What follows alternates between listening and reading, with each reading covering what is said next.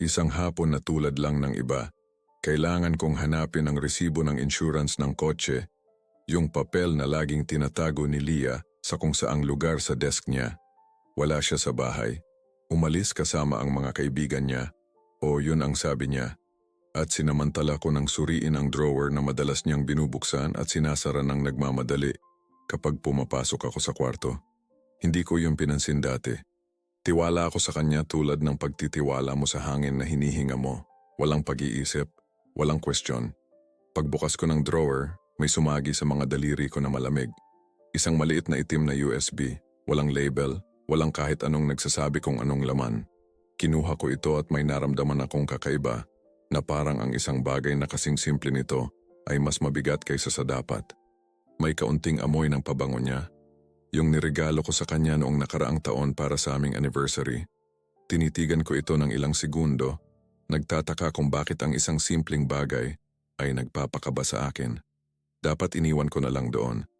Dapat isinara ko na lang ang drawer at kinalimutan ang lahat. Pero hindi ko ginawa. Siguro dahil yun sa paraan ng bigla ang pagsara ni Leah ng drawer na yun kagabi nang pumasok ako nang hindi ko makatok. Siguro dahil yun sa paraan ng pag-iwas ng mga mata niya sa akin habang naghahapunan. O baka may mas malalim pa, isang bagay na lumalaki sa loob ko ng ilang buwan nang hindi ko namamalayan. Yung tahimik na boses na nagsasabing may mali, na ang mga kasinungalingan ay may kakaibang amoy. At ang amoy na yon ay nagsisimula ng punuin ang aming bahay. Isinaksak ko ang USB sa laptop ko. Napuno ang screen ng mga folder na nakaayos na may mga pangalang mukhang inosente. Meetings, work trips, moments. Binuksan ko ang una. Mga video, dosenang video. Mga petsa na naaalala ko, mga lugar na alam ko. Nakita ko siya, ang Leah ko, na nakangiti sa paraang hindi na niya ginagawa sa akin. Narinig ko ang tawa niya, yung tawa na akala ko ay akin lang. At nakita ko ang mukha niya. Siya, si Marco. Ang parehong lalaki na nakainuman ko ng beer sa birthday ng asawa niya, 6 na buwan na ang nakalipas. Ang lalaking tumapik sa likod ko at nagsabing, "Ang swerte mo pare, hindi pagnanasa ang nakita ko sa mga video. Mas malala pa, kundi pagkakaunawaan, pagpaplano, bawat halik, bawat pagkikita, bawat salitang nakarecord ng may katiyakan ng isang taong hindi na natatakot mahuli dahil naniniwala siyang perpekto ang panloloko. Nakita ko sila sa kwarto ng hotel malapit sa NAIA. Nakita ko sila sa kotse niya, nakaparada sa isang viewing deck sa Antipolo, na sinabi sa akin ni Leah na hindi na niya binibisita dahil may malulungkot na alaala. Nakita ko sila sa sarili naming bahay, sa aming sofa, habang nasa Cebu ako para sa kontratang siya pa mismo ang nag-engganyong tanggapin ko. Nagpatuloy ako sa pagtingin, hindi makahinto, na parang bawat file ay isang mas malalim na hiwa na kailangan kong maramdaman para maintindihan ang bigat ng nawawala sa akin. At doon ko natagpuan, isang file na may pangalang Plan B. Huminto ang paghinga ko. Binuksan ko yun nang nanginginig ang mga kamay, mga dokumento, mga text message nila, mga screenshot ng bank transfer mula sa joint account namin ni Leah. Paunti-unti, pero tuloy-tuloy papunta sa isang account na hindi ko alam. May isang draft ng email, hindi na ipadala pero kompleto na, kung saan kinukwento ni Leah sa abogado niya na emosyonal ko raw siyang inaabuso at kailangan niya ng agarang divorce. Lahat kasinungalingan. Bawat salita, bawat akusasyon, gawa-gawa lang ng may kalamigan ng isang taong sigurado ng hindi na mahalaga ang bersyon ko ng mga pangyayari. Pero ang pinakamasaklap ay nasa dulo ng file. Isang usapan sa pagitan ni Leah at Marco, 2 linggo pa lang ang nakalipas. Handa na ang lahat, sabi ng abogado sa mga hawak natin, mapupunta sa akin ang bahay. Wala siyang hinala. Paano kung maging mahirap? Hindi yan. Kilala ko siya. Masyado siyang mabait para lumaban. Pipirmahan niya kahit anong ipaharap natin sa kanya para lang maiwasan ang iskandalo. Mahal kita. Malapit na tayong magkasama ng hindi na nagtatago. Mahal din kita. Kaunting pasensya pa. Binasa ko ang mga linyang yon ng 1, 2, 3 beses. Bawat salita ay parang pako. Hindi lang ito pangangaliwa. Ito ay planadong kataksilan. Ito ay sabwatan. Ito ay pagnanakaw ng buhay ko, ng tiwala ko, ng lahat ng binuo ko sa pag-aakalang kasama ko siyang bumubuo. Ginawa nila akong isang sagabal, na kailangang alisin ng may estratehiya, hindi ng may katapatan. Isinara ko ang laptop. Ang katahimikan sa kondo ay sobrang kapal na halos marinig ko na. Tumingin ako sa paligid, mga litrato namin sa pader, ang kumot na ginanchilyo niya para sa akin, ang tasa na may nakasulat na Best Husband na regalo niya noong Valentine's Day. Lahat ay dekorasyon na lang ngayon. Isang entabladong inayos para hindi ako maghinala habang sinusulat nila ang katapusan ko. May nabasag sa loob ko ng hapong yon. Hindi maingay, hindi madrama. Para itong lagitik ng isang sanga na nababali sa sobrang bigat, hindi maiiwasan, tahimik, pinal. Nandoon ang sakit, oo, humahapdi at malalim na parang bagong bukas na sugat.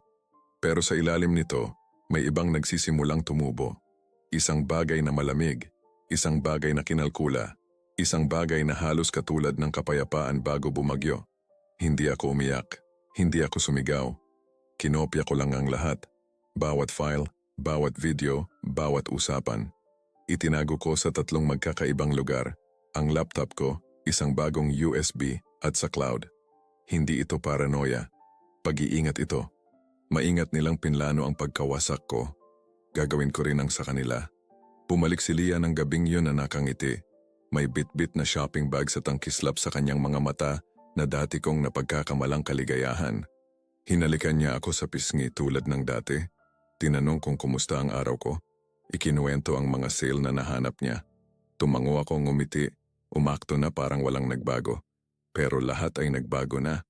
Habang naghahanda siya ng hapunan, pinanood ko siyang gumalaw sa kusina. Malambot ang kanyang mga kilos. Mabait ang kanyang mga salita, impektable ang kanyang asal. Isang perpektong aktres. At ako, ang kanyang nalinlang na manonood, ay sa wakas nakita na ang likod ng kurtina. Nang gabing yon habang natutulog siya sa tabi ko, nanatili akong gising na nakatitig sa kisame.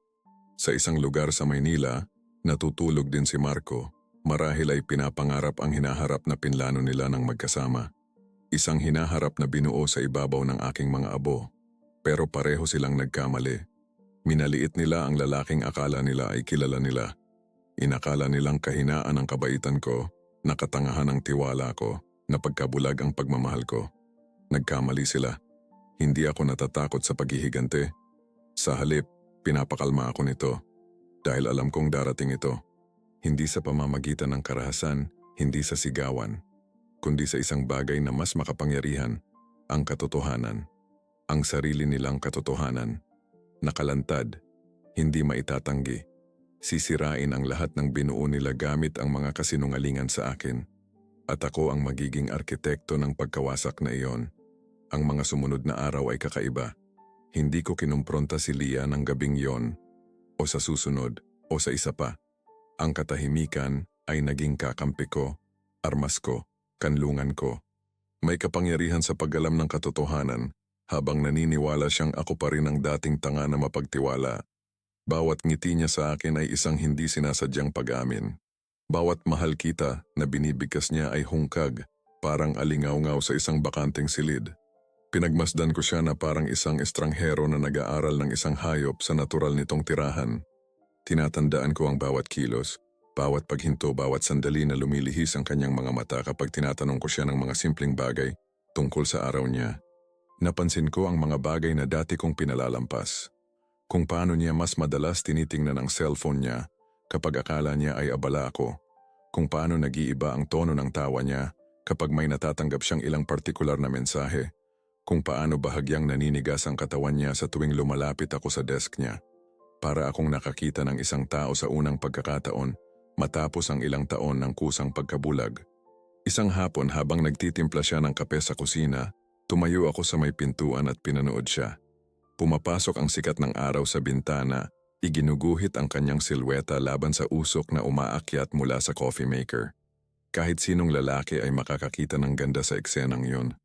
Ako usok lang ang nakikita ko. Mabilis na nawawala ang usok tulad ng buhay namin na magkasama. Maganda siya, oo, pero ang gandang yon ay nabahira na ng kasinungalingan, parang isang plastik na bulaklak sa isang plorerang kristal. Perpekto sa paningin, pero patay sa pandama. Okay ka lang, mahal? Tanong niya. Lumingon na may ngiting dati ay nagpapatunaw sa akin pero ngayon ay lalo lang akong pinapalamig. Okay na okay, sagot ko. At totoo yon. Perpekto ang lahat sa bago kong mundo ng ganap na kalinawan. Nang gabing yon, naghapunan kami gaya ng dati. Nagkwento siya tungkol sa araw niya sa opisina, sa isang kasamahan na nagpainit ng ulo niya, sa isang proyekto na nahihirapan siya. Tumango ako, nagtanong ng mga tamang tanong, tumawa sa mga tamang sandali. Dalawa kaming aktor sa isang dula na ako lang ang nakakaalam na malapit ng matapos. Sa isip ko gayunpaman, iba ang mga bagay. Habang nagsasalita siya tungkol sa mga budget at presentasyon, iniisip ko ang mga video na iyon. Habang hinihiwa niya ang manok sa plato niya, naalala ko kung paano niya hinuhubad ang damit niya nang nagmamadali sa mga recording na iyon. Habang sinasabi niyang, "Ikaw ang pinakamabait na asawa sa mundo." Pinabasa ko sa isip ko, yung mensaheng, masyado siyang mabait para lumaban. May tama siya sa isang bagay. Mabait ako. Pero ang kabaitan at katangahan ay magkaiba at malapit na niyang malaman ang pagkakaiba. Sa gabi kapag natutulog na siya sa tabi ko o nagpapanggap na tulog hindi ako sigurado, nananatili akong gising at nagpaplano. Hindi nang may galit. Ang galit ay mainit, mapusok, mapanira ng walang pinipili. Ang nararamdaman ko ay mas pino. Ito ay isang uhaw sa hustisya na sobrang lamig na halos parang kapayapaan. Sinuri ko ang mga file ng paulit-ulit, kinakabisa ang bawat detalye, ang mga petsa, ang mga lugar, ang mga mensahe. Gumawa ako ng mga timeline sa isip ko. Kinokonekta ang mga bagay na dati kong binalewala. Yung biyahe niya sa Tagaytay para sa trabaho ay eksaktong tumutugma sa isang video na may petsa sa isang beach hotel. Yung hapong late siyang umuwi galing gym ay tumutugma sa GPS coordinates na naglalagay sa kanya sa kondo ni Marco. Lahat ay nagtutugma ng may katumpakan ng isang puzzle na sa wakas ay nabubuo na. Isang madaling araw, bumangon ako ng walang ingay at pumunta sa bintana ng sala. Tulog ang Maynila sa ilalim ng langit na walang bituin. Ang mga ilaw ng lungsod ay kumikislap na parang maliliit na kasinungalingan sa dilim. Sa isang lugar sa lungsod na yon, natutulog din si Marco. Marahil pinapangarap ang araw na opisyal ng magiging kanya si Leah. Marahil iniisip kung paano nila gagastusin ang pera ko, kung paano sila titira sa bahay ko, kung paano nila ipagdiriwang ang pagiging inosente ko habang umiinom ng alak. Inisip ko ang sandaling yon, ang kanilang pagkagulat, ang kanilang pagpapanik, ang kanilang mundo na guguho sa parehong paraan na gumuho ang sa akin nang hapong binuksan ko ang file na yon. Ang paghihiganti ay hindi isang bagay na ipinagmamalaki kong naisin, pero hindi ko rin ito ikinahihiya. May kadalisayan dito. Isang simetrya. Isang makatang hustisya na hindi kayang ibigay ng mga korte. Sa araw, nagpatuloy ako sa aking rutina. Pumapasok sa trabaho, dumadalo sa mga meeting, nanananghalian kasama ang mga kasamahan. Walang nakapansin ng pagkakaiba. Ako pa rin ang dating Anton, mabait, masipag, mapagkakatiwalaan. Ngunit sa loob, ibang tao na ako. Isang taong natuto na ang bulag na pagtitiwala ay hindi birtud kundi kahinaan at ang walang hangganang kabaitan ay isang imbitasyon sa pang-aabuso. Nagsimula akong kumilos ng may layunin. Tahimik akong kumuha ng isang abogado na eksperto sa divorce, isa na hindi kilala ni Leah. Pinakita ko sa kanya ang lahat, ang mga video, ang mga mensahe, ang plan B. Sumipol siya nang makita ang ebidensya. Ito ay isang textbook case ng conspiracy to defraud. Sabi niya, inaayos ang kanyang salamin. Dahil dito, hindi lang siya mawawalan ng karapatan sa mga ari-arian mo, maaari rin siyang makasuhan. Ayokong makasuhan siya, sabi ko. Gusto ko ng mas maganda. Tinaasan niya ako ng kilay. Anong nasa isip mo? Ngumiti ako sa unang pagkakataon sa loob ng ilang araw. Pampublikong hustisya. Ang mga sumunod na araw ay ginugol ko sa masusing paghahanda. Tinawagan ko si Mike, ang kaibigan kong nagtatrabaho sa isang kumpanya na nagpaparenta ng audiovisual equipment. Sinabi ko sa kanya na nag-o-organize ako ng isang outdoor movie night para sa barangay, isang community event para patatagin ang samahan ng mga kapitbahay. Ipinahiram niya sa akin ang isang high-definition na projector nang walang maraming tanong. Alam ko namang isa ka sa mga taong mahilig mag-organize ng magagandang bagay. Sabi niya, Tinatapik ang balikat ko. Kung alam lang niya, gumawa rin ako ng fieldwork. Isang hapon, pagkatapos ng trabaho nag-drive ako papunta sa lugar ni Marco sa Alabang. Isang eleganteng residential area, puno ng mga modernong bahay na may malilinis na hardin at mga mamahaling kotse sa garahe. Agaw pansin ang bahay niya, puting pader, malalaking bintana, isang disenyo na sumisigaw ng tagumpay at pagiging pribado. Perpekto para sa plano ko. Ilang beses akong dumaan sa tapat ng bahay niya sa magkakaibang araw, kinakabisa ang mga oras. Ang asawa niyang si Isabel ay umaalis tuwing alas 8 ng umaga. Siya, makalipas ang kalahating oras. Sa gabi ang mga ilaw ay bumubukas bandang alas 9. Tuwing weekend, nagbabarbecue sila sa likod bahay. Isang perpektong buhay. Isang perpektong kasinungalingan. Ang gilid na pader ng bahay nila, yung nakaharap sa kalye, ay puti at walang bahid. Parang isang canvas na naghihintay mapinturahan. Bumabalik ako sa kondo ko gabi-gabi at inaayos ang mga file. Pinili ko ang pinakahayag na mga video. Inayos ko sila ayon sa pagkakasunod-sunod. Idinagdag ang mga screenshot ng pinakamapanirang mga mensahe. Ang Plan B file ang magiging grand finale. Gusto kong makita ng lahat, si Isabel, ang mga kapitbahay, sino mang dadaan. Hindi lang ang pangangaliwa kundi ang sabuatan. Gusto kong maintindihan nila na hindi ito bugso ng damdamin, kundi kalkuladong kataksilan. Si Leah, samantala ay patuloy na nagpapadala ng matatamis na mensahe sa maghapon. Miss na kita, iniisip kita, ikaw ang mundo ko. Bawat mensahe ay isang saksak na hindi na masakit dahil natutunan ko ng tingnan sila bilang kung ano talaga sila. Mga kasangkapan sa manipulasyon, mga linyang memoryado, mga kasinungalingang binalot sa mga heart emoji. Isang gabi, 5 araw pagkatapos ng pagtuklas, nagpadala siya ng mensaheng nagsasabing, "Huwag kang magpagabi masyado sa trabaho.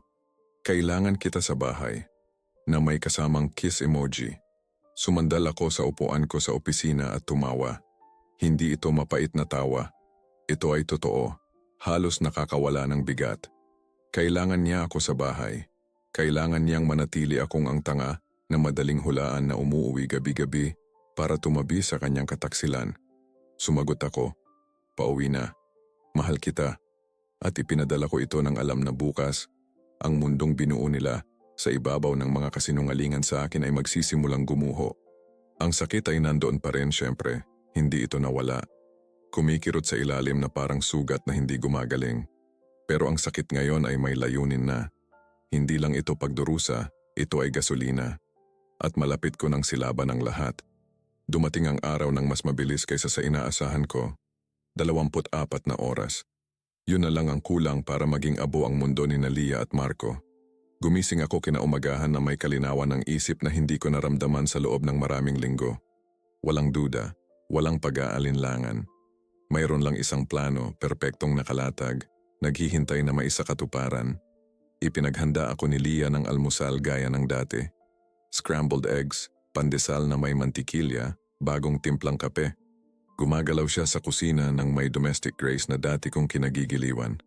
Ngayon pag-arte na lang ang nakikita ko. Bawat kilos ay isang palabas para mapanatili ang ilusyon na masaya kami, na walang nagbago, na ako pa rin ang perpektong asawa na hindi kumu-question ng kahit ano. "May mga meeting ka ba ngayon?" Tanong niya habang umuupo sa tapat ko dala ang sarili niyang tasa ng kape. "Ilan lang," pagsisinungaling ko. "Baka gabihin ako." Bahagyang nagliwanag ang kanyang mga mata. Siyempre, kung gagabihin ako, mas marami siyang libreng oras. Mas maraming oras para sa mga text nila ni Marco, para sa mga plano nila, para sa kanyang dobleng buhay na akala niya ay perpektong nakatago. "Huwag kang mag-alala, may mga gagawin din ako," sabi niya, humigop ng kape. "Baka mag-dinner ako kasama si Sasha." Si Sasha, ang kaibigan niya. O yun ang sabi niya. Sinuri ko sa isip ko ang mga file na nakabisado ko. 3 linggo na ang nakalipas, isang Biyernes na dapat ay nag-dinner siya. Kasama si Sasha, inilagay siya ng metadata ng isang video sa isang Italian restaurant sa poblasyon. Kasama si Marco. Nag-order sila ng parehong pasta na kinain namin sa aming unang date. "Enjoy," sabi ko, nakangiti. Pakikumusta ako sa kanya. Pagkatapos ng almusal, naligo ako, nagbihis, at umalis ng bahay tulad ng karaniwang araw. Pero imbes na pumunta sa opisina, dumiretso ako sa bodega ni Mike. Handa na ang projector, maliit pero malakas, kasama ang isang maliit na portable generator kung sakaling kailanganin ko ng dagdag na kuryente. Tinulungan ako ni Mike na ikarga ito sa trunk ng kotse. Sigurado ka bang hindi mo kailangan ng tulong sa pag-setup? Tanong niya, pinupunasan ng kamay sa kanyang pantalon. Hindi, okay lang. Para lang to sa barangay. Walang komplikado. Mabait kang tao, Anton. Sana mas marami pang tao na tulad mo. Natahimik ako sandali. Salamat, Mike. Kung alam lang niyang hindi ito kabaitan. Hustisya ito. Mula doon, nag-drive ako papunta sa isang coffee shop malapit sa lugar ni Marco. Pumuwesto ako sa isang mesa sa dulo kasama ang laptop ko at sinimulan ang huling yugto ng paghahanda. Binuksan ko ang mga file at sinimulang buuin ang pinal na pagkakasunod-sunod. Hindi ito pwedeng maging masyadong mahaba, maikli ang atensyon ng mga tao, pero kailangang nakakagulat. Bawat segundo ay dapat mahalaga. Sinimulan ko sa isang maikling video ni Leah at Marco na naghahalikan sa lugar na kitang-kita na sala namin. Yun ang magiging unang suntok. Tapos ay mga kapiraso ng iba pang pagkikita, bawat isa ay may petsang nakapatong sa screen. Gusto kong maging malinaw na hindi ito isang pagkakamali, isang gabi ng kahinaan. Ito ay sistematiko. Ito ay tuloy-tuloy na pangangaliwa. Sunod ang mga mensahe. Kinuha ko sila sa malalaking screenshot, madaling basahin, na may malinaw na mga profile picture nilang dalawa. Ang kanilang mga salita na mismo ang nagsasalita. Aalis ang asawa ko papuntang Cebu bukas. May 3 araw tayo. Perpekto. Nakapag-book na ako ng rest house sa Tagaytay. Mahal na mahal kita na minsan masakit na kailangan kong magpanggap. At sa wakas, ang grand finale. Ang Plan B file. Ang mga dokumento, ang mga bank transfer, ang draft ng email sa abogado, ang usapan kung saan pinaplano nila ang pagkawasak ko sa pinansyal at emosyonal. Lahat ay hahantong sa huling mensahe ni Leah. Masyado siyang mabait para lumaban. Pipirmahan niya kahit anong ipaharap natin sa kanya para lang maiwasan ang iskandalo. Isinave ko ang lahat sa isang espesyal na USB na direktang ikokonekta sa projector. Hindi pwedeng magkaroon ng technical error. Hindi pwedeng pumalya. Ito lang ang pagkakataon ko at kailangang maging perpekto. Sinuri ko ang buong file ng 3 beses. Inayos ko ang brightness, ang contrast, ang bilis ng pag-playback. Nagdagdag ako ng background music sa ilang bahagi. Hindi isang bagay na madrama o OA, kundi isang bagay na banayad na magpapanatili ng atensyon. Sa kabuuan, ang presentasyon ay tumagal ng 12 minuto. 12 minuto na sisira sa maraming taon ng kasinungalingan. Ginugol ko ang natitirang hapon sa coffee shop naghihintay. Uminom ako ng sunod-sunod na kape hanggang sa bahagya ng nanginginig ang mga kamay ko. Bagaman hindi ako sigurado kung dahil ba yun sa kape o sa pananabik. Lagi kong tinitingnan ang cellphone ko. Nagpadala si Leah ng ilang mensahe. Kumusta ka sa trabaho? Tandaan mo na late ako uuwi. Dinner kasama si Sasha. Bawat mensahe ay isang dagdag na bato sa pader ng kanyang sariling libingan. 7:00 ng gabi, nag-drive ako pabalik sa lugar ni Marco. Ang traffic sa Metro Manila ng mga oras na yon ay matindi, pero wala akong pakialam. May oras ako. Ayon sa mga obserbasyon ko, si Isabel at Marco ay naghahapunan bandang 9:00. Ang mga kapitbahay ay nasa bahay na, perpekto ang oras. Ipinarko ang kotse ko 2 kanto ang layo, sa isang lugar kung saan kita ko ang bahay ni Marco, pero walang makakakita sa akin. Mula doon, nagmasid ako. Dahan-dahang umilaw ang mga ilaw sa mga bahay sa lugar. Mga pamilyang umuwi galing trabaho, mga batang naglalaro sa hardin, mga asong ipinapasyal, isang perpektong larawan ng buhay sa suburb, isang kolektibong kasinungalingan ng normalidad. 8:30, nakita ko ang kotse ni Isabel na pumasok sa garahe ni Marco. Siya ang unang lumabas, may dalang mga grocery bag. Lumabas si Marco makalipas ang ilang sandali, tinutulungan siya. Nakita kong hinalikan niya ito sa pisngi habang naglalakad sila papunta sa pinto. Napakabuting asawa, napakagaling na aktor. Naghinay pa ako ng 1 oras. Kailangan kong komportable sila, relaxed, walang hinala. Kailangan kong ang lugar ay maitao pero hindi masyadong abala. Ang tamang sandali sa pagitan ng hapunan at pagtulog, kung kailan ang mga tao ay nasa bahay pero gising pa. 9:45, nakatanggap ako ng mensahe mula kay Leah. Okay ka lang? Miss na kita. Sumagot ako. Okay na okay, miss na rin kita. Magkita tayo mamaya. At totoo yon, magkikita kami mamaya. Pero hindi sa paraang inaakala niya. 10:00 ng gabi, kinuha ko ang projector mula sa trunk. Mas mabigat ito kaysa sa naaalala ko, pero nagiging madali dahil sa adrenaline. Inilagay ko ito sa hood ng kotse ko, itinutok diretso sa puting pader sa gilid ng bahay ni Marco. Ang pader na nakaharap sa pangunahing kalye. Ang pader na makikita ng lahat ng kapitbahay na dadaan. Kinabit ko ang generator, binuksan ang projector, isinaksak ang USB, nanatiling nakabitin ang daliri ko sa play button sa loob ng 1 segundo. Ito na ang punto ng walang balikan. Kapag pinindot ko ang play, wala nang atrasan. Lahat ay magbabago. Para kay Leah, para kay Marco, para kay Isabel, para sa akin. Inisip ko ang lahat ng taon na magkasama kami. Ang magagandang alaala na ngayon ay parang kontaminado. Ang mga pangako na ngayon ay hungkag na. Ang hinaharap na pinlano namin at na nagpasya siyang buuin kasama ang ibang lalaki. Pinindot ko ang play. Nagliwanag ang puting pader ni Marco sa imahe ng asawa ko, na hinahalikan ng ibang lalaki sa sarili kong sala. Bumasag sa dilim ng gabi ang liwanag ng projector na parang kutsilyo. Ang tunog, salamat sa Bluetooth speaker na kinabit ko, ay kumalat sa kalye ng may malinaw na linaw. Ang unang kapitbahay na nakapansin ay isang lalaki na nagpapasyal ng kanyang aso. Bigla siyang huminto, nakatitig sa pader ng nakanganga. Pagkatapos, isang batang mag-asawa na papalabas ng kanilang bahay. Pagkatapos, paraming tao. Tulad ng mga gamo-gamo na naaakit sa liwanag, nagsimula silang magkumpulan. Nakikita ko ang kanilang mga anino laban sa liwanag ng projector, naririnig ang lumalakas na bulungan. May naglabas ng cellphone at nagsimulang mag-record. Ang iba ay nanonood lang, nahipnotismo sa palabas ng kataksilan na nakaproject sa high definition. Biglang bumukas ang mga ilaw sa bahay ni Marco.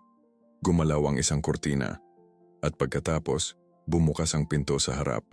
Unang lumabas si Isabel, nakasuot ng pambahay na robe at ang mukha ay nagbago mula sa pagkalito patungo sa matinding pagkasuklam.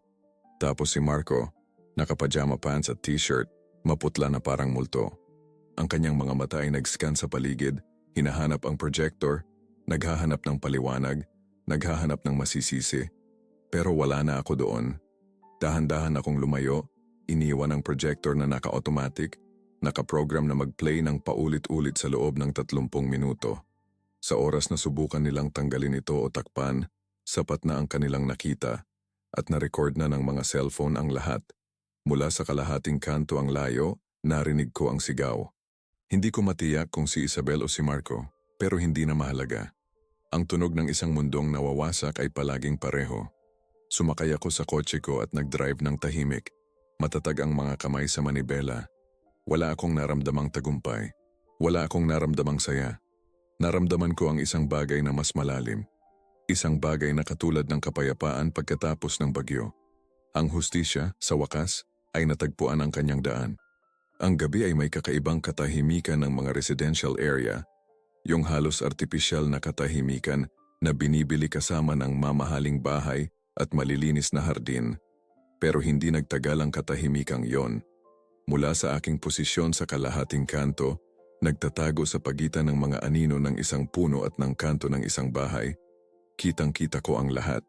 Ang projection ay nagpapaliwanag sa pader ni Marco na parang sinehan, pero ang pelikulang ipinapakita ay hindi gawa-gawa lang. Ito ay realidad na dinalisay sa pinakamalupit at pinakamasakit nitong anyo. Nagsimula ang video sa halik na yon sa aming sala. Suot ni Leah yung asul na bestida na binili ko para sa birthday niya. Nakilala ko agad. Sa video, hinawakan siya ni Marco sa baywang habang tumatawa siya ng tawang akala ko ay kilalang kilala ko. Pero iba ito.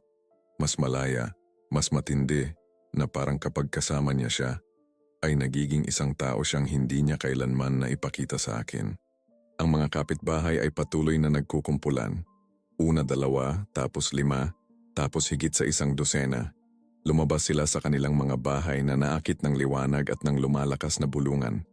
Ang ilan ay dala ang kanilang mga anak bago nila namalayan kung ano ang kanilang pinapanood at mabilis na tinakpan ang kanilang mga mata. Ang iba ay nakatayo lang, nahipnotismo sa drama ng iba na nakaproject ng pagkalaki-laki.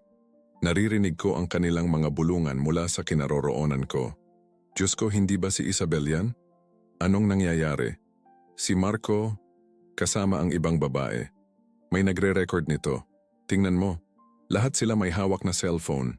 At ganoon nga, ginawa ng digital age ang bawat saksi na isang amateur na mamamahayag. Ang mga screen ng cellphone ay kumikinang na parang mga alitap-tap sa dilim. Lahat kinukunan ang sandali, lahat dinodokumento ang pagbagsak. Ang video ay nagpatuloy sa walang awang pagkakasunod-sunod.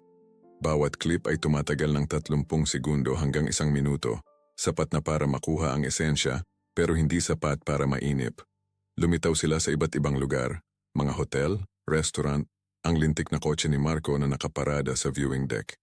At palagi, ang mga petsa na nakapatong sa kanang sulok sa itaas bilang walang tigil na paalala kung gaano kasisitematiko ang kataksilan. Nakita ko ang eksaktong sandali nang lumabas si Isabel sa kanilang pinto. Nakasuot siya ng kulay cream na robe, ang buhok ay nakatali sa isang magulong ponytail. Siguro handa na siyang matulog nang marinig niya ang gulo. Inabot ng ilang segundo ang kanyang mga mata para iproseso ang nakikita niya sa sarili niyang pader. Ang paunang pagkalito ay nagbigay daan sa pagkilala at ang pagkilala ay naging isang bagay na mas madilim. Ang kanyang mukha ay nag-iba sa paraang mailalarawan lamang bilang pagkawasak sa real time. Nanginig ang kanyang mga kamay, dinala niya ito sa kanyang bibig na parang gustong pigilan ang isang sigaw na nakawala pa rin. Isang pigil na tunog, basag, na nawala sa gitna ng kolektibong bulungan ng mga tao. Lumabas si Marco ilang segundo pagkatapos. Nakayapak siya, ang gulat ay bakas sa bawat kalamnan ng kanyang mukha. Mabilis niyang sinuri ang eksena. Ang projector na patuloy na nagpapalabas ng kanyang kataksilan, ang mga kapitbahay na nakatingin sa kanya ng may halong gulat at pandidiri, ang kanyang asawa na ngayon ay parang matutumba na. "Patayin niyo yan!" Sigaw niya tumatakbo papunta sa kalye. "Patayin niyo yang lintik na yan ngayon na!" Pero walang kumilos para tulungan siya. Paano nga ba? Ang projector ay nakaprogram, automatiko. At saka, sino ba ang gustong pigilan ito? Ang drama ng tao ay may magnetikong kalidad. Hindi kayang alisin ng mga tao ang kanilang tingin kahit alam nilang dapat. Nakarating si Marco sa projector at sinubukang takpan ito ng kanyang katawan. Nakakaawa siyang tingnan doon, halos hubad. Sinusubukang takpan ng liwanag gamit ang kanyang mga braso habang ang sarili niyang imahe na isang talampakan ng taas ay patuloy na hinahalikan ng asawa ko sa kanyang likuran. Ang ilang kapitbahay ay tumawa pa nga. Hindi sa kalupitan, kundi sa nerbyosong tawa na lumalabas kapag ang realidad ay nalampasan na ang anumang katang-isip. "Invasion of privacy to," sigaw niya habang nakikipagbuno sa gamit. "Tatawag ako ng pulis, illegal to." Pero dumating na ang susunod na bahagi, ang mga mensahe. Sunod-sunod na screenshot ng mga usapan sa WhatsApp, bawat isa ay malinaw na ipinapakita ang kanilang mga pangalan, kanilang mga profile picture, kanilang eksaktong mga salita. Walang puwang para sa pagtanggi. Walang paraan para sabihing edit yan, gayong ang sarili nilang mga daliri ang nag-type ng mga salitang yon. "Aalis ang asawa ko papuntang Cebu bukas. May 3 araw tayo." Pinasa ng mga tao ng malakas ng hindi nila namamalayan. Para kang nanonood ng sine kung saan lahat ay nagkokomento sa pelikula ng sabay-sabay. Si Isabel, na hanggang sa sandaling yon ay nanatiling nakatayo sa pinto na parang estatwa, ay sa wakas gumalaw. Naglakad siya papunta kay Marco nang may mabagal, sinasadyang mga hakbang. Nang makarating siya sa tabi nito, tinitigan niya ito. Walang sinabi, hindi niya kailangan. Ang katahimikan sa pagitan nila ay mas malakas pa kaysa anumang salita. Tapos dumating ang grand finale, ang Plan B file. Lumabas ang mga dokumento sa pader isa-isa. Mga bank transfer mula sa account na pinagsasaluhan namin ni Leah papunta sa isang hindi kilalang account. Ang draft ng email sa abogado na puno ng mga maling akusasyon tungkol sa emosyonal na pang-aabuso. At sa wakas, ang pinal na usapan, handa na ang lahat. Sabi ng abogado, Sa mga hawak natin, mapupunta sa akin ang bahay. Wala siyang hinala. Paano kung maging mahirap? Hindi yan. Kilala ko siya. Masyado siyang mabait para lumaban. Ang katahimikan na sumunod ay ganap. Pati ang mga batang naglalaro sa kalye ay natahimik. Ang kataksilan ay isang bagay. Ang sabwatan ay ibang-iba. Hindi ito pagnanasa. Ito ay planado. Ito ay pagnanakaw. Ito ay kalkuladong pagsira sa buhay ng isang tao. Marco, ang boses ni Isabel ay maliit, basag. Ano to? Hindi siya sumagot. Ano ang maaari niyang sabihin? Walang posibleng paliwanag. Walang konteksto na makakapagpagaan sa kanilang nasaksihan. Noon ko narinig ang busina. Isang taxi ang biglang huminto sa kanto at bumaba si Lia. Suot niya yung itim na bestida na ginagamit niya para sa kanyang dinner kasama si Sasha. Naka-high heels, perpekto ang makeup. Siguro may tumawag sa kanya, nag-text o nag-alerto. Kitang-kita ang gulat sa mukha niya bago pa man niya makita ang projection. Nang sa wakas ay tumingala siya at nakita ang sarili niyang imahe na hinahalikan si Marco sa isang 3 metrong taas na pader. Natigilan siya. Dumulas ang bag niya mula sa balikat at lumagapak sa lupa. Gumagalaw ang kanyang mga labi na bumubuo ng mga salitang walang tunog. Tumakbo siya papunta sa mga tao, nakikipagsiksikan sa mga kapitbahay na umiiwas sa kanya na para siyang may nakakahawang sakit. "Anton!" sigaw niya. "Anton, parang awa mo na. Hindi ito tulad ng iniisip mo." Pero wala na ako doon para pakinggan siya. Mula sa aking ligtas na posisyon sa dilim, pinanood ko siyang tumakbo ng paikot-ikot. Hinahanap ako sa gitna ng mga estrangherong mukha na nakatingin sa kanya ng may panghuhusga at pandidiri. Nakita ko kung paano ang kanyang mundo, na maingat na binuo sa mga kasinungalingan, ay gumuho sa real time. Natapos na ang video at nagsimula ulit sa loop. Ang ilang kapitbahay ay nagsimula ng mag-alisan, kontento na sa kanilang nakita, ngunit ang iba ay nanatili, ayaw palampasin ni isang segundo ng nagbabagong drama. Ang mga cellphone ay patuloy na nagre-record. Ito ay mapupunta sa mga group chat bago mag-umaga. Mapupunta ito sa social media pagkain ng almusal. Sa wakas ay nagawang tanggalin ni Marco ang projector, pero huli na ang lahat. Nangyari na ang pinsala. Pumasok na ulit si Isabel sa bahay at isinara ang pinto ng may kalabog na umalingaw-ngaw sa buong kalye. Naiwang nakatayo si Marco sa tapat ng kanyang bahay na parang isang lalaking ngayon lang napagtanto na nawala na sa kanya ang lahat. At si Lia ay patuloy na sumisigaw ng pangalan ko. Ang kanyang boses ay palakas ng palakas, mas desperado, mas basag. Parang awan niyo na, may nakakaalam ba kung nasaan si Anton? Kailangan ko siyang makausap. Pero walang sumagot sa kanya. Ano ang sasabihin nila? Siya ang kontrabida sa kwentong ito. Sila ni Marco ang mga halimaw na nalantad sa ilalim ng ilaw ng pampublikong pagsusuri. Walang empatiyang magagamit para sa kanila. Sumakay ako sa kotse ko at umandar ng tahimik. Habang papalayo, nakita ko sa rearview mirror ang eksenang iniwan ko. Si Lia na nakaluhod sa gitna ng kalye, umiiyak, habang ang mga kapitbahay ay patuloy na nanonood. Si Marco na nakaupo sa gilid ng kalsada na nakasubsob ang ulo sa kanyang mga kamay. Ang projector na nakapatay pero nandoon pa rin, parang isang monumento sa kanilang sariling pagkawasak. Ang paghihiganti ay hindi lasang tulad ng inaasahan ko. Walang matinding tagumpay. Walang pakiramdam ng pagkapanalo. Mayroon lang isang kakaibang kapayapaan, halos klinikal. Tulad ng kapag natapos mo ang isang mahirap na trabaho at isinara mo lang ang laptop at umuwi na. Naihatid na ang hustisya. Ang natitira ay hindi ko na alalahanin. Hindi ako umuwi sa bahay ng gabing yon. Sa halip nag-check-in ako sa isang hotel malapit sa NAIA, isa sa mga lugar na walang nagtatanong at kung saan tinitingnan ka ng mga staff ng may profesional na pagkawalang bahala ng isang taong nakita na ang lahat. Humingi ako ng kwarto sa pinakamataas na palapag na may tanawin ng mga runway. Mayroong isang bagay na nakakagaan sa panunood ng mga eroplanong yun na lumilipad at nawawala sa dilim. Pagtakas, pagsisimula muli, pag-iwan. Umupo ako sa kama, hawak ang cellphone ko. Pinapanood kung paano kumalat ang desisyon ko sa digital na mundo na parang isang hindi mapigilang virus. Ang mga video ay nasa Twitter na, sa Instagram, sa TikTok. May gumawa ng hashtag, "Unan, Hustisya sa Alabang." Ang mga view ay tumataas bawat minuto, 1,000, 5,000, 10,000. Pagsapit ng hating gabi, ang bilang ay lumampas na sa 50,000. Ang mga komento ay brutal. Bayani ang lalaking yan.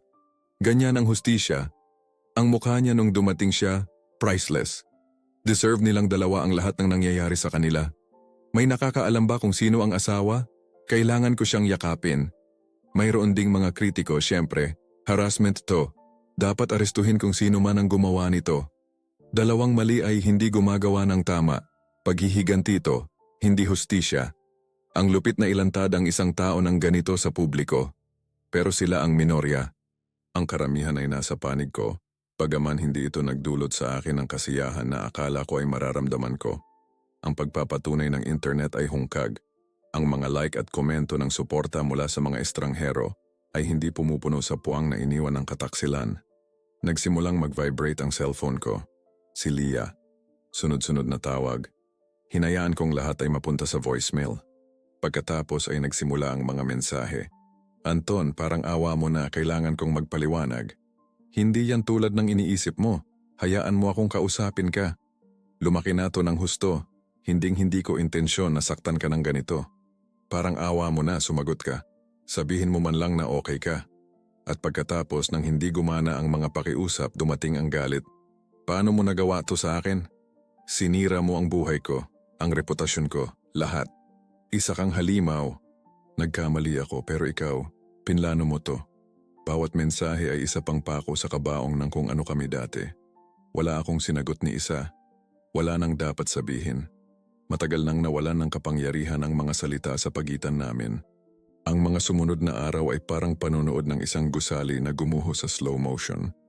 Nanatili akong hindi nakikita, minomonitor ang lahat mula sa ligtas na distansya ng hotel at pagkatapos ay mula sa pansamantalang apartment na nirentahan ko sa Quezon City. Isang maliit na studio, halos simple, pero malinis at tahimik. Isang lugar na walang alaala. Sa pamamagitan ng mga kaibigan namin, ng social media, at ng kakaibang sistema ng tsismis na umiiral sa Maynila, nalaman ko ang lahat. Pinalayas ni Isabel si Marco sa bahay ng gabing iyon. Sinubukan niyang manatili, nagmakaawa, sinubukang magpaliwanag. Pero paano mo ipapaliwanag ang hindi maipaliwanag? Nagpalit siya ng mga kandado kinabukasan at kumuha ng isa sa pinakamahusay na abogado sa diborsyo sa Maynila. Nagsimula na ang mga demanda. Ang bahay, ang mga kotse, lahat ng binuo nila sa loob ng 15 taon ng pagsasama, lahat ay nasa ibabaw na ng mesa ng negosasyon. Lumipat si Marco sa isang maliit at malungkot na apartment sa Cavite, ayon sa isang kakilala na nakakita sa kanya. Ang kanyang kumpanya, nagtatrabaho siya bilang isang independent financial consultant, ay nagsimulang mawalan ng mga kliyente kaagad. Sino ang magtitiwala ng kanilang pera sa isang taong nakipagsabwatan para pagnakawan ng sarili niyang kaibigan? Ang tiwala ay ang pera sa negosyo at ang sa kanya ay nawasak sa gabing yon. Si Leah ay hindi rin pinalad. Nagtatrabaho siya sa marketing para sa isang maliit na ahensya sa Makati. 2 araw pagkatapos ng insidente, tinawag siya sa isang pulong sa Human Resources. Sinabi nila na ang kanyang personal na sitwasyon ay nakakaapekto sa imahe ng kumpanya. Tumawag ang mga kliyente na nagtatanong kung siya ba yung babae sa mga video. Ang ilan ay nagbanta na aalis kung hindi sila gagawa ng aksyon. Inalok siya ng isang marangal na pag-alis. Voluntaryong pagbibitiw na may 1 buwang sahod bilang kabayaran. Wala siyang pagpipilian. Ang pangalan niya ay nadungisan. Ang kanyang LinkedIn ay binomba ng mga komento. Ang kanyang Instagram, na dati ay puno ng maingat na piniling mga larawan ng mga brunch at paglubog ng araw, ay na-deactivate matapos siyang mahanap ng libu-libong tao at iwanan ng mga mensahe mula sa moral na pagkondena hanggang sa mga direktang banta. Ang kanyang mga kaibigan, yung mga dapat ay sumusuporta sa kanya sa lahat, ay nagsimulang lumayo. Si Sasha, ang sikat na Sasha na dapat ay ka-dinner niya, ay tumigil sa pagsagot sa kanyang mga tawag. Ang iba ay bigla na lang nawala, na parang mga multo na hindi kailanman umiral. Walang gustong maiugnay sa kanya. Nakakahawa ang iskandalo. Isang hapon, 3 linggo pagkatapos ng insidente, nakatanggap ako ng tawag mula sa aking abogado. Ang kanyang boses ay halos masaya. Anton, may balita ako. Nakipag-ugnayan ang abogado ni Leah. Gusto nilang makipagnegosasyon sa diborsyo. Ano ang hinihingi nila? Tanong ko, kahit alam ko na ang sagot. Wala, halos wala. Tinatanggap nila ang iyong mga kondisyon. Isinusuko niya ang anumang paghahabol sa bahay, sa kotse, sa mga joint account. Gusto lang niyang matapos ito ng mabilis at tahimik. Ngumiti ako ng walang saya. Hindi gumana ng maayos ang plan B sa huli. Hindi talaga. Sa katunayan, sa ebidensyang hawak mo, maaari siyang makasuhan ng conspiracy to defraud. Alam niya ng abogado niya, sinusubukan nilang bawasan ang pinsala. Gaano katagal to? Sa kooperasyon niya, matatapos natin to sa loob ng 2 buwan, 3 pinakamatagal. Gawin mo. Ang mga araw ay naging linggo. Sinundan ko ang aking mekanikal na rutina. Gumising, pumunta sa gym, magtrabaho mula sa bahay. Naging maunawain ng boss ko nang ipaliwanag kong kailangan ko ng panahon para sa personal na bagay. Magluto ng simpleng pagkain, matulog. Hindi ako masyadong lumalabas. Biglang naramdaman kong napakaliit ng Maynila at mataas ang panganib na makita si Leah o sino mang nakakaalam ng aming kwento. Isang gabi, gayon pa man, natalo ako ng kuryosidad. Nagdrive ako papunta sa aming dating lugar. Dahan-dahang dumaan sa harap ng bahay na pinagsaluhan namin. Patay ang mga ilaw. Ang hardin, na palagi kong pinapanatiling maayos, ay nagsisimula ng mapabayaan. May isang karatula na for sale na nakatayo sa damuhan. Nanatili akong nakaupo sa kotse sa loob ng ilang minuto. Nakatitig sa bahay na yun na dating kumakatawan sa lahat ng akala ko ay gusto ko sa buhay. Ngayon isa na lang itong bakanteng estruktura na puno ng mga nalason na alaala. Nag-vibrate ang cellphone ko. Isang mensahe mula kay Mike, ang kaibigan kong nagpahiram sa akin ng projector. Pare, okay ka lang? Hindi ko alam na pinagdadaanan mo pala yan. Nakita ko sa balita, kung kailangan mo ng kausap nandito lang ako. Sumagot ako. Salamat Mike, okay lang ako. Totoo. At totoo yon, okay lang ako. Hindi masaya, hindi gumaling, pero okay. May pagkakaiba sa mga bagay na yon. Ang pagbagsak ni Leah at Marco ay hindi nagdulot sa akin ng kasiyahan, pero wala rin akong naramdamang pagsisisi. Sila ang gumawa ng sarili nilang katapusan. Nagbigay lang ako ng posporo. Sila ang nag-ipon ng panggatong. Nakatanggap ako ng isang anonymous na mensahe isang hapon. Hindi ko alam kung paano nila nakuha ang numero ko, pero ang sabi sa mensahe, ikaw ang bayani ko. Niloko rin ako ng asawa ko at wala akong lakas ng loob na gawin ang ginawa mo. Salamat sa pagpapatunay na may hustisya. Binasa ko ito ng ilang beses, bayani. Hindi ako nakaramdam na bayani. Ang mga bayani ay nagliligtas ng mga tao. Inilantad ko lang ang katotohanan. Ngunit marahil sa isang mundong puno ng kasinungalingan, ang pagsasabi ng totoo ay sarili nitong paraan ng pagiging bayani. Binura ko ang mensahe at nagpatuloy sa aking araw. Nalaman ko sa abogado na kinailangang lumipat ni Leah sa kanyang ina sa Bulacan. Ang kanyang ama, isang konserbatibo at relihiyosong tao, ay tumangging makita siya. Nagdala ka ng kahihiyan sa pamilyang ito. Sabi raw nito ayon sa isang taong kakilala ng pinsan niya. Patuloy na naniningil ang presyong panlipunan ng kanyang kataksilan.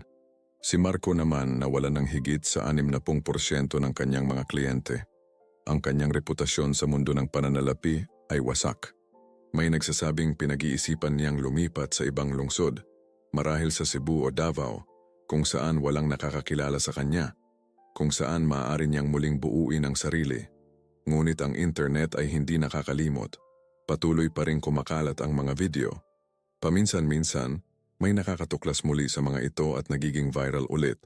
Ang kanilang mga mukha ay naging immortal sa digital na kahihiyan, naka-archive magpakailanman sa mga server sa buong mundo. Isang hapon habang nagkakape sa isang terasa malapit sa bago kong apartment, nakita ko ang isang batang mag-asawa na nagtatalo ng mahina. Ang babae ay may luha sa kanyang mga mata. Ang lalaki ay nakatingin sa kanyang cellphone na may ekspresyong nagkakasala. Sinasabi ko sa'yo wala yon, sabi ng lalaki. Kaibigan lang. Huwag mo akong lokohin, sagot ng babae. Alam ko kapag nagsisinungaling ka. Pinanood ko sila sandali, nakakaramdam ng kakaibang halo ng habag at pagkakakilala. Lahat tayo ay mahina, lahat tayo ay maaaring pagtaksilan. Ang pagkakaiba ay kung paano tayo tumutugon kapag nangyari ito. Tumayo ako, iniwan ang pera sa mesa, at naglakad pabalik sa aking apartment. Nagsisimula ng lumubog ang araw sa Maynila, kinukulayan ang langit ng kulay kahel at pula. Mga kulay ng apoy, mga kulay ng paglilinis. Ang pagbagsak ni Lia at Marco ay halos kumpleto na. Malapit nang mapirmahan ang mga papel ng diborsyo. Malapit ng opisyal na magsara ang bahaging ito ng aking buhay. At ako, sa unang pagkakataon sa loob ng ilang buwan, ay maaari nang magsimulang mag-isip kung ano ang susunod. Ang diborsyo ay natapos isang Martes ng Nobyembre. Walang drama, walang luha, walang huling paghaharap sa hagdan ng korte. Pirma lang sa mga dokumento at ang tuyong tunog ng opisyal na selyo na nagmamarka sa pagtatapos ng 7 taon ng pagsasama. Hindi dumating si Lia. Ang kanyang abogado ang humawak ng lahat. Pinirmahan ko ang mga papel ng may matatag na kamay. Nagpasalamat sa notaryo at lumabas ng gusali patungo sa isang kulay abo at maulang Maynila na sa paanuman ay naramdamang mas malinis kaysa dati. Sa aking cellphone, ang huling mensahe niya ay nanatiling hindi nababasa. Sana balang araw mapatawad mo ako. Pinura ko ito nang hindi binubuksan.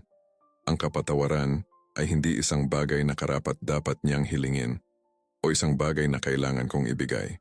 Ang kapatawaran ay para sa mga tunay na nagsisisi, hindi para sa mga nagsisisi lang na nahuli sila. Naglakad ako sa ilalim ng ulan ng walang payong, hinahayaan ang tubig na hugasan ng isang bagay na hindi ko mapangalanan. Dumaan ako sa luneta, pinapanood ang mga batang mag-asawa na magkahawak kamay na naglalakad sa ilalim ng mga puno na nalagasan na ng dahon. May ganda doon. Kahit na matapos mawala ang lahat, ang mga puno ay mamumulaklak muli. Ang mga panahon ay hindi nagpapatawad o nakakalimot, nagpapatuloy lang sila. Nang gabing yon, opisyal akong lumipat sa isang bagong apartment. Hindi ang pansamantalang studio kung saan ako nagtatago, kundi isang tunay na lugar. Isang unit sa poblasyon, ikalawang palapag, na may balkonahe na nakaharap sa isang makitid na kalye na puno ng mga bar at vintage shop. Maingay, magulo, puno ng buhay. Ang eksaktong kabaligtaran ng tahimik at perpektong bahay na pinagsaluhan namin ni Lia. Walang laman ang mga pader. Walang litrato, walang alaala, walang magarbong dekorasyon. Tanging ang mga mahahalaga, isang kama, isang sofa, isang mesa. At mayroong isang bagay na nakapagpapalaya sa pagiging bakante na yon, para itong isang blankong canvas. Isang pagkakataon na magpinta ng bago ng walang bigat ng nakaraan. Dumating ang kaibigan kong si Carlo para tulungan akong mag-unpack ng iilang kahon na dinala ko. Umupo kami sa sahig na may mga beer at pizza. Nagtatawanan sa mga walang kwentang biro habang dahan-dahang nabubuo ang apartment sa paligid namin. Okay ka lang pare? Tanong niya sa isang sandali ng katahimikan. Tinitingnan ako ng may tunay na pag-aalala na tanging mga tunay na kaibigan lang ang mayroon. Oo, sagot ko. At sa pagkakataong ito, hindi ito kasinungalingan. Sa tingin ko, okay na ako. Yung ginawa mo, huminto siya. Hinahanap ang tamang salita. Hindi ko alam kung tama o mali, pero makatarungan. May pagkakaiba doon. Tumango ako. Marami akong inisip tungkol doon. Tama ba? Marahil hindi ayon sa mga aklat ng etika o mga sermon tuwing linggo. Makatarungan ba? Oo naman. Pinlano nilang sirain ako gamit ang mga kasinungalingan. Sinira ko sila gamit ang sarili nilang katotohanan. Ang mga linggo ay naging buwan. Dumating ang taglamig sa Maynila kasama ang karaniwang lamig nito at nakahanap ako ng bagong ritmo. Gumising ako ng maaga, bumalik sa gym ng seryoso sa pagkakataong ito, hindi lang bilang pagtakas kundi bilang pagbuo. Bawat pag-angat sa bench press, bawat kilometro sa treadmill ay isang pagpapatunay. Nandito pa rin ako, nakatayo pa rin ako. Bumalik ako sa opisina ng pisikal. Ang aking mga kasamahan ay maingat na maunawain. Iniiwasan ng paksa nang hindi ginagawang halata ang pag-iwas. Ang ilan ay tumatapik sa balikat ko nang walang sinasabi. Ang iba ay nagtatanong lang kung kumusta ang Proyekto X o kung nakita ko ang email tungkol sa kliyente Y. Ang profesional na normalidad ay ang kanilang paraan ng pagtulong at pinasalamatan ko sila para doon. Isang hapon, sa coffee shop malapit sa trabaho, isang babae ang umupo sa mesa sa tabi ko. Mas matanda siya. Marahil mga nasa ika-6 na po na may eleganteng gupit na kulay abo na buhok at mga matang marami nang nakita. Paumanhin, sabi niya pagkatapos ng ilang minuto. Ayaw kong mangistorbo pero, ikaw ba si Anton? Automatikong nanigas ang katawan ko. Magkakilala ba tayo? Hindi, pero nakita ko ang kwento mo. O mas tamang sabihin, nakita ko ang nangyari. Huminto siya, hinahalo ang kanyang kape. Niloko ako ng asawa ko 30 taon na ang nakalipas. Hindi ako nagkaroon ng lakas ng loob na gumawa ng kahit ano.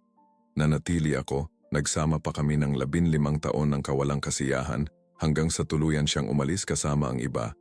At alam mo ba kung ano ang pinakamasakit? Na alam ng lahat. Ang mga kaibigan ko, ang pamilya ko, marahil pati ang mga anak ko. At walang nagsabi sa akin dahil ayaw nilang makialam. Tiningnan niya ako ng diretso sa mata. Ang ginawa mo, hindi malupit. Ito ay tapat. Ang kalupitan ay ang hayaan kang maniwala na masaya ka habang ninanakaw nila ang buhay mo. Tumayo siya para umalis, ngunit bago niya ginawa, idinagdag niya, sana makahanap ka ng kapayapaan. Deserve mo yan. Umalis siya at iniwan ako kasama ang aking kape at aking mga iniisip. Kapayapaan. Natagpuan ko na ba ito? Hindi ako sigurado. Ngunit ang natagpuan ko ay isang bagay na mas mahalaga. Kalinawan. Nagsimula akong lumabas ng mas madalas. Hindi sa mga bar para maghanap ng walang kwentang libangan o mabilisang romansa, kundi sa mga lugar na tunay kong interesado. Kumuha ako ng klase sa photography sa CCP. Sumali ako sa isang hiking club na may buwanang ekskursyon sa mga bundok ng Rizal. Nagbasa ako ng mga libro na matagal ko nang ipinagpapaliban. Nanonood ako ng mga pelikula mag-isa sa sinehan nang hindi nag-aalala kung magugustuhan ba ito ng kasama ko o hindi. Muli kong natuklasan kung sino si Anton kapag hindi siya tinutukoy kaugnay ni Leah. At ang lalaking yon ay isang taong natutuwa akong makilala. Isang Sabado ng Pebrero, habang naglalakad sa Quiapo na walang partikular na hinahanap, tumunog ang cellphone ko. Hindi kilalang numero. Nag-aalinlangan ako, ngunit sinagot ko. Anton? Ang boses ay babae, nag-aalinlangan. Oo, si Isabel ito, ang asawa ni Marco. Katahimikan. Hindi ko alam kung ano ang sasabihin. Hindi ko alam kung dapat mo bang ginawa ang ginawa mo. Patuloy niya. Pero hindi ko rin alam kung hindi mo dapat ginawa. Komplikado. Isang paghinto. Gusto ko lang malaman mo na, salamat sa pagpapakita sa akin ng katotohanan. Masakit sa paraang hindi ko maipaliwanag. Pero ang alternatibo ay ang patuloy na mabuhay sa kasinungalingan. At mas masakit yon sa katagalan. Kumusta ka? Tanong ko. Nagulat na nagmamalasakit ako. Mas mabuti. Diborsyado na nagsisimula ulit.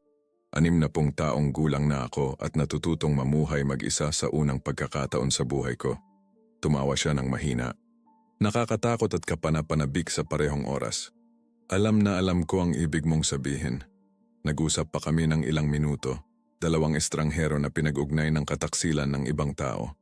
Bago ibaba ang tawag, sinabi niya, huwag mong hayaang gawin kang mapang-uyam nito. Hindi lahat kami ay ganoon. Hindi ko gagawin, pangako ko, at tinupad ko ang pangakong yon. Isang hapon ng tagsibol, natagpuan ko ang sarili ko sa harap ng bahay na dating amin. Ang karatula na for sale ay napalitan na ng sold. Isang batang pamilya ang nagbababa ng mga kahon mula sa isang van. Mga bata ang tumatakbo sa hardin na itinanim ko.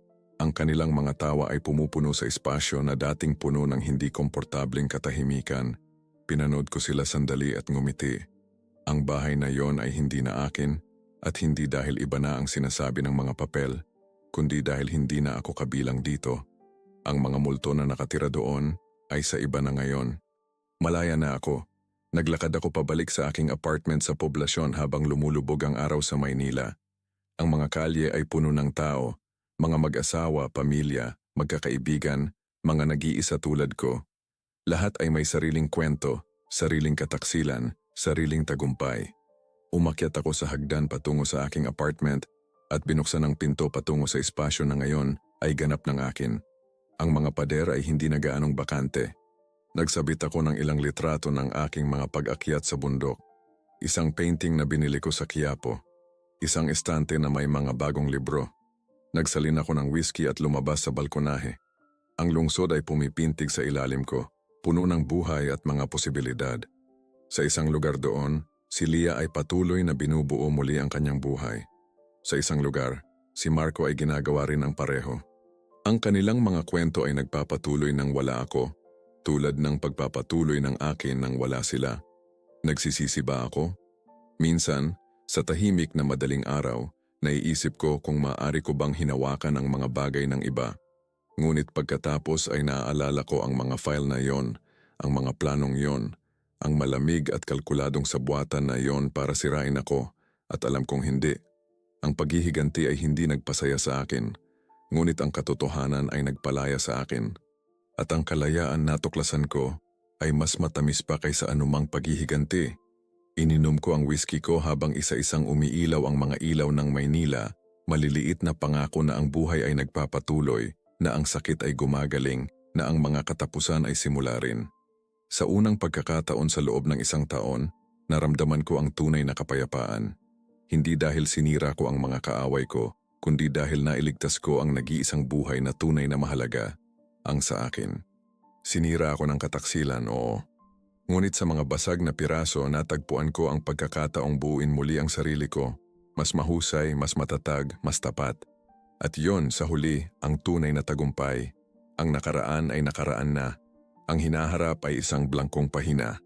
At ako sa wakas ay handa ng isulat ang sarili kong kwento.